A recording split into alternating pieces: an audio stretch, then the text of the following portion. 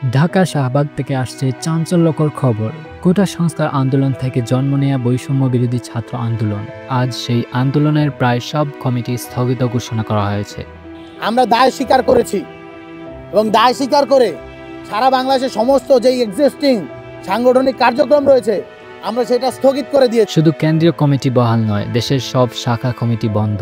কেন? বিতর্ক, দুর্নীতি আর চাঁদাবাজির অভিযোগে। আজ রোববার শাহবাগে এক সংবাদ সম্মেলনে সংগঠনের কেন্দ্রীয় সভাপতি রিফাত রশিদ জানিয়েছেন, সারাদেশের সকল কমিটির কার্যক্রম অনির্দিষ্টকালের জন্য স্থগিত। তিনি সাফ জানিয়ে দেন, নেতাকর্মীদের দুর্নীতির বিরুদ্ধে জিরো টলারেন্স, কেউ অপরাধ করলে কোনো ছাড় নেই। গতকাল রাতেই গ্রেপ্তার হয়েছেন 5 জন নেতাকর্মী চাঁদাবাজির অভিযোগে। এর আগে একাধিক নেতা সমালোচনার মুখে পড়ে পদত্যাগ করেছেন। মনে রাখবেন, এই আন্দোলন একসময় সরকার পতনের ডাক দিয়েছিল।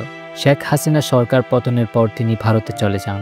জুলাই 2024-এ শুরু হওয়া আন্দোলনটি মাত্র কয়েক সপ্তাহেই গড়ে তুলে বিশাল 65 সদস্যের কমিটি, কিন্তু আজ সেই কমিটি ভেঙে পড়েছে অভ্যন্তরীণ সংকটে।